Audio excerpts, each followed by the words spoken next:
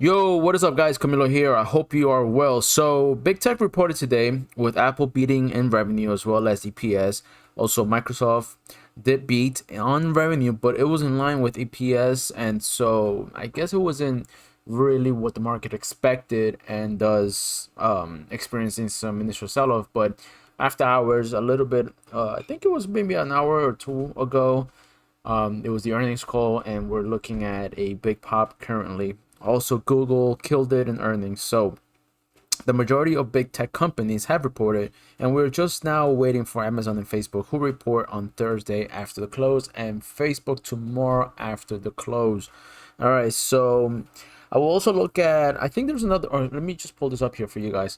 So this is the week of July the 26th. So this Monday and Tuesday are over. Tomorrow we get Facebook after the close. I just mentioned that. Boeing before the open. We get McDonald's, Tilray. So there's good companies still reporting a bunch on the S&P actually. Pinterest and Amazon on Thursday. So I'm looking at Pinterest only because so if you remember last week, Snapchat did stellar. It had a beat on earnings, and it was above expectations. So I'm calling this sort of like the social media stocks, right? Or the social media trade. Obviously they've been I think was also Twitter. Yeah, Twitter also did a surprise. So maybe we can find some good setups there. But obviously, if you want to see the analysis, just consider joining Trending Waves. The link will be pinned down in the comment section. In addition to that, subscribe to the channel. Also, give me a thumbs up if you enjoyed the video.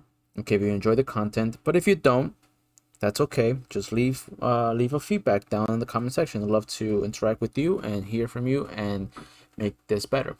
All right, so with that said, oh, actually, tomorrow, also big deal. We have Powell speaking, guys. So today was a meeting. Tomorrow's the second day meeting. Actually, was it? Yeah, it's a 2-day meeting event. It is.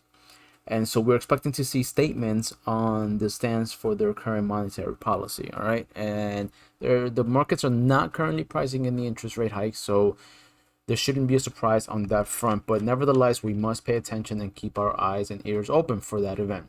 All right, so onto the markets, onto the Qs and the SPY. We're currently seeing a relatively sizable pullback, okay? We are already retracing 50% of the entire rally from our July the 19th low. All right, so technically 50% of those gains have been erased, and thus making us consider that this is a possible 1-2 scenario. Okay, so from the low of July the 19th to 20th, as I just mentioned, we've reached the wave one. I was looking at this as a third wave of the smaller degree within the wave one structure, but looking at the size of the pullback, all right, I'm now labeling this as wave one. All right, so wave one considers now a pullback into the wave A, which I don't think is over. Right, I don't think this is all she wrote on the pullback. I know we saw a nice support bounce on the 50% retracement. There's also nice little support areas here, also support areas in this section and in here. Okay, so it's a good argument to be made that this area at 360 spot 24 is a good support zone. However, what I'm looking at this here is that we sold off in A. We're now going up into the wave B, and we're going to see a quick fall back down and towards this previous low. Now I know you see a lot of fib levels here, and let me explain to them which ones they are and which ones we should be looking for, so you don't get too sort of clustered here. So the 78.6 and the 50% are the retracements of the wave A. Okay, the wave A, you'll get a theoretical 50 and 78, which is the normal and most common levels for a wave B pullback. Now, as you can see here, between that zone is our all-time high, our previous all-time high that was set back on July the 14th, which is 365 spot 48. Okay, so I am anticipating that this zone, okay, this zone here should be our next level of resistance.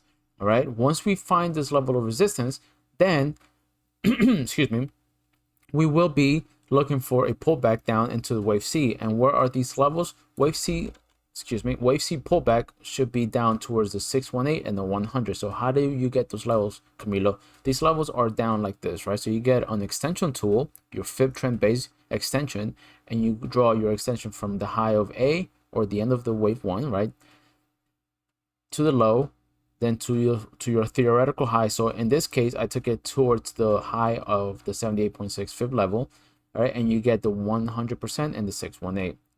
All right, so this is a zone of support that I am looking for. Now, it also comes into confluence with the 50% and the 618. Actually, sorry, let me take that back. Between the 38 and the 618, right? In between is the 50. And where do you get those levels, Camilo? You got these levels from a retracement of the wave 1 high. Okay, the entire wave 1 is a retrace measure move, and you get these 3 zones. So there's an argument to be made that this area here is a strong level support for when, if and when, the wave B sets in at or between the 50 and the 78.6 retracement. Retracement tools. My bad. Okay, guys. So that's with the cues. So once this whole fiasco is sort of unfolded and we see a pullback, or alternatively we head on higher, then we can consider the next trade to wave 3. Now, I just did mention if we continue on higher. If we do continue on higher, then yeah, I will call this as the wave 2 complete here at the low, at the 50% retracement at 360.24. Okay, and we are off to the races. But always, as I've been mentioning to you guys, if that is to happen, then we always must consider the 1272. All right, so that'll be our next level of resistance should we break above the 78.6 and the previous all-time high at 368.88. But for now, we're calling this the zones. All right. Okay, now over to the SPY. The SPY is in a similar situation. Okay, now post our biggest, not the biggest, my apologies, post our impulsive move here, right, after the 38.6 retracement support of the wave 4 in the orange degree, which was the C wave of this flat correction. Okay, we go up 1, ABC down into the wave 2. Now here we're looking at this trend channel as support. We're looking at our fib levels as support and resistance. So let us review this real quick. So down in A found support at the 23.6, which was shallow. Okay, now we're viewing this as the wave B pullback. So 3 ways. If we see 3 ways go up and towards the 78.6, which is a resistance here, and there's also a sort of line of resistance in this area. So it's in confluence here. Okay, so we see a clear resistance zone. Then we will potentially see a 3-wave pullback, or a 5-wave pullback in the wave C. That could take us down towards this zone. So how do we get the zones? All right, again, like I explained in the cues, the retracement is from the high of wave A to the low of wave A, and you get the 78.6 and the 50%. And the extensions, you just do your fib, as I explained to you, trend fib extension. You take the tool from the high to the low, and you trace it all the way up towards the 78.6, which is what I took. All right, then you get your theoretical 100%, or even the 618.